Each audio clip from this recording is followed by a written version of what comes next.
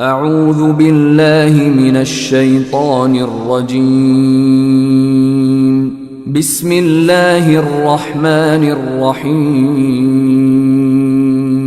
شكرا يا منزل القرآن يا خالق الإنسان يا ربي يا رحمن شكرا يا السلام علیکم ورحمۃ اللہ وبرکاتہ मुंहिंजा अज़ीज़ दोस्तो ऐं साथियो, छा हाल आहे? अल्लाह ताला खां दुआ आहे त अल्लाह ताला तव्हांखे ख़ुशि ऐं आबाद करे, तव्हांखे दुनिया ऐं आख़िरत जूं कामयाबी अता फ़रमाए, क़बर ऐं जहन्नम जे अज़ाब खां महफ़ूज़ फ़रमाए, जन्नतुल फिरदौस में आला मक़ाम अता फ़रमाए। ऐं अल्लाह ताला खां दुआ आहे त अल्लाह ताला सां सभिनीनि खे कुफ़र, शिरक, बिदअत ऐं तक़लीद खां महफ़ूज़ फ़रमाए ऐं ख़ालिस क़ुरान ऐं सुन्नत जी इत्तिबा जी पैरवी अता फ़रमाए ऐं उनखे पूरी दुनिया में पखेड़ण जी तौफ़ीक़ अता फ़रमाए। मुंहिंजा अज़ीज़ दोस्तो ऐं साथियो, मां मथे हिकु वीडियो मोकिली आहे जेका तक़रीबन 3 मिंट 34 सेकंडनि जी आहे, जंहिंमें हिकु हिंदू नबी करीम सल्लल्लाहु अलैहि वसल्लम जे तालीमातनि जी तारीफ़ कंदे चए थो त मुहम्मद सल्लल्लाहु अलैहि वसल्लम उहा हस्ती आहे जंहिंजूं तालीमातूं कंहिं क़ौम, कबीले, मुल्क जे लाइ न बल्कि पूरी इंसानियत ज़ात जे लाइ आहे। जेसी तूणी काइनात ही हलंदी तेसी तूणी अगरि इन ते अमल कयो वञे त सभई मुश्किलातूं, सभई परेशानियूं ख़तम थी सघनि थियूं। मां इन वीडियो खे इन लाइ ग्रुप में मोकिलियो आहे जो अफ़सोस सां असांजा मुसलमान वेठा असांजे मुसलमाननि खे अहसास कमतरी में मुब्तला पिया था कनि त असां छा आहियूं, असां खां यहूदी भला, असां खां हिंदू भला, या यूरोप वञी ॾिसो, अमरीका ॾिसो, फलाणो मुल्क ॾिसो त हू कीअं सुधरी विया आहिनि, असां पोइते पइजी विया आहियूं। त मुंहिंजा अज़ीज़ दोस्तो, असांजे पोइते पइजी वञण जो मेन कारण जेको आहे उहो इहो ई आहे जो असां नबी करीम सल्लल्लाहु अलैहि वसल्लम जे तालीमातनि खे छॾे ॾिनो आहे। असां पंहिंजे ख़्वाहिशनि जी पैरवी कई आहे ऐं उन्हनि ख़्वाहिशनि असांखे तबाह बर्बाद करे छॾियो आहे।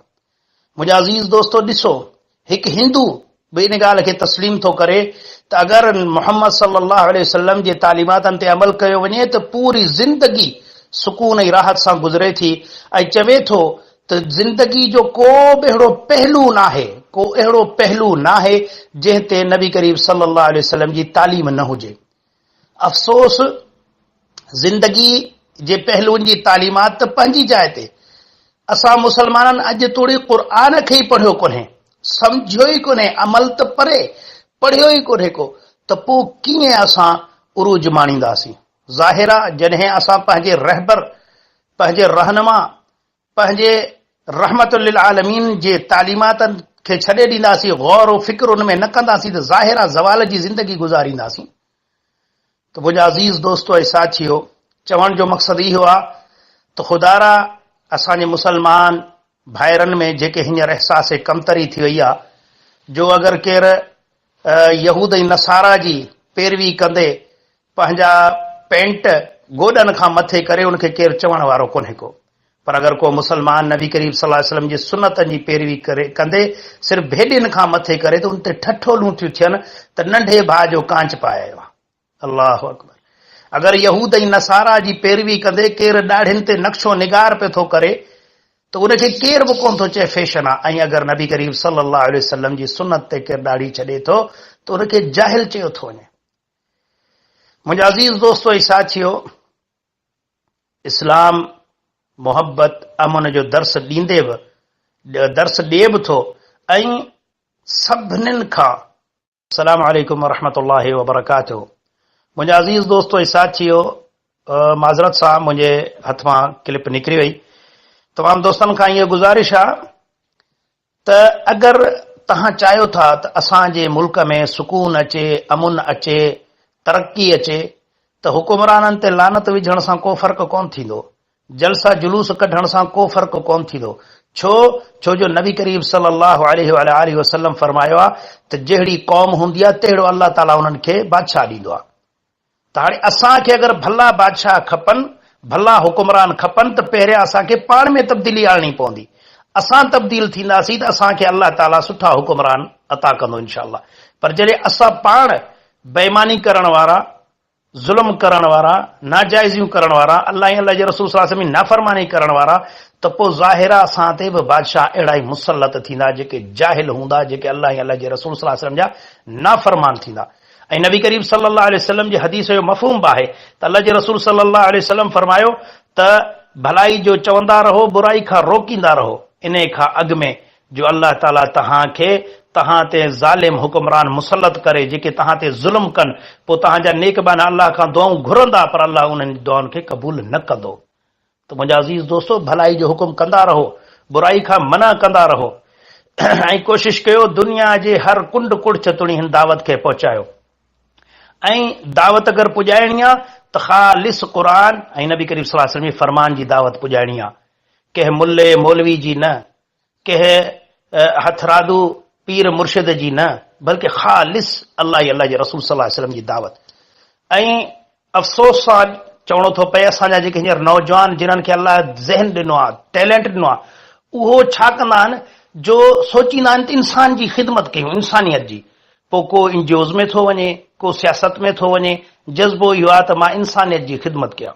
मुंहिंजो हिकिड़े कम्युनिस्ट सां मुनाज़रो थियो त नौजवान छोकिरो यूनिवर्सिटी में पढ़े थो, त मां जीअं माण्हुनि खे दावत पियो ॾियां त हुन मूंखे सॾु कयो, साईं अचो भला मूंखे कुझु दावत ॾियो। त मां हुन सां वेठुसि, मां चयो कहिड़ो कमु कंदो आहीं? चई यूनिवर्सिटी में पढ़ंदो आहे। मूंखे पक थी वई त हीउ कम्युनिस्ट आहे, छो त असांजे सिंध यूनिवर्सिटी में ख़ासि इन ॻाल्हि ते महिनत कई थी वञे। ऐं अफ़सोस असांजा जेके दीनी साथी आहिनि उहे बसि ख़ामोशी सां कंहिं कुंड में पंहिंजी तालीम पिया था हासिल कनि। त मां उन साथी खे चयो, मां चयो ठीकु आहे, तूं एतिरो ॿुधा त तूं कहिड़े मज़हब सां तालुक रखी थो, कहिड़े मज़हब खे तूं पसंदि थो करी? चईसीं मां इंसानियत जो क़ाइल आहियां, बसि मां न नाउज़ बिल्लाह इस्लाम खे मञा, न ॿिए कंहिंखे मञा, कंहिंखे बि कोन थो मञा, बसि इंसानियत जो क़ाइल आहियां।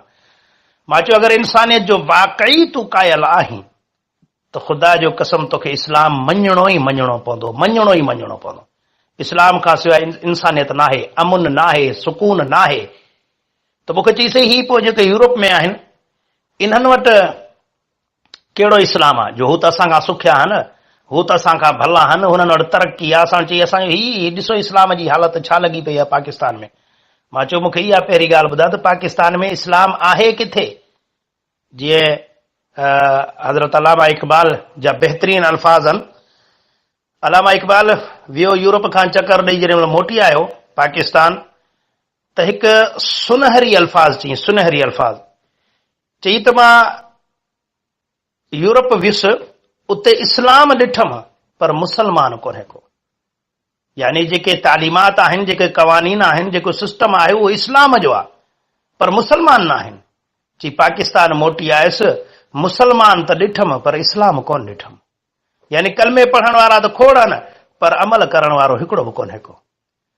त मां हुनखे चयो त मुंहिंजा भाउ, इन खे तूं इस्लाम न चओ।